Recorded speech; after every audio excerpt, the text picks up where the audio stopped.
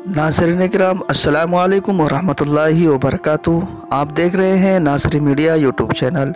दोस्तों, अगर आप यूट्यूब पर देख रहे हैं तो हमारे चैनल को सब्सक्राइब कीजिए। अगर आप फेसबुक पर हैं तो हमें फॉलो कीजिए। एशिया का अजीम दीनी दरसगाह दारुल देवबंद के उस्ताद हदीस मुहद्दिस कबीर हज़रत मौलाना मुफ्ती सईद अहमद पालनपुरी के इंतकाल पर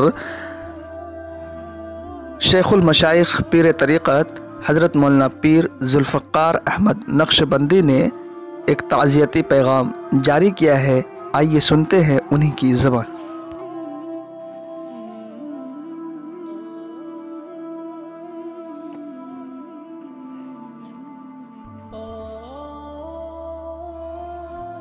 अल्हम्दुलिल्लाहि वकफ़ा वस्सलामुन अला इबादिहिल्लज़ीना इस्तफ़ा अम्मा बाद। ये दुनिया दारुल फ़ना है, हर बंदे ने मौत का ज़ायक़ा चखना है।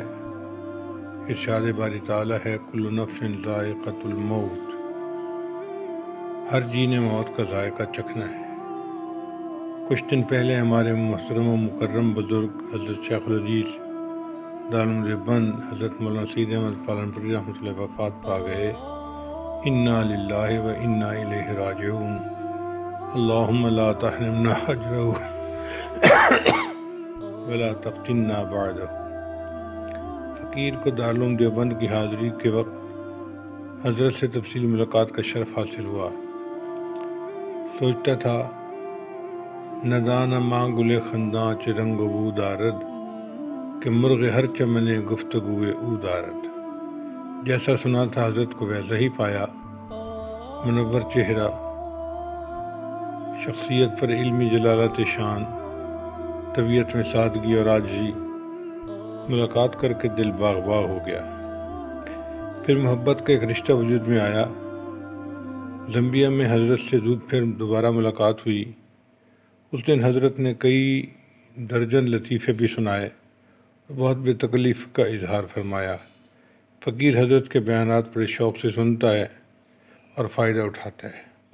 अफसोस कि हमारे उनसे मुस्तफ़ीद होने का वक्त बहुत थोड़ा निकला। हैफ़ दर चश्मे ज़दन सोहबत यार आखिर शुद रूए गुल सेर नदीनम व बहार आखिर शुद। अल्लाह ताला उन्हें अपने कुर्ब के आला तरीन दर्जात अता फरमाए। इल्मी हलकों में उनकी यादें बहुत अरसे तक बाकी रहेंगी। बक़ौल शायर, कलियों का मैं सीने का लहू दे के चला हूँ, सदियों मुझे गुलशन की फ़िज़ा याद करेगी। अल्लाह ताला करे कि ये इल्मी खला जल्दी पूरा हो जाए। आमीन सुम्मा आमीन। अल्लाह ताला उनके पसमानदगान को सब्र जमील अता फ़रमाए और इल्मी फैज़ उनकी आने वाली नस्लों में जारी और सारी फरमाए। वमा ज़ालिका अलल्लाहि बिअज़ीज़। अल्लाह के लिए ये काम कोई मुश्किल नहीं।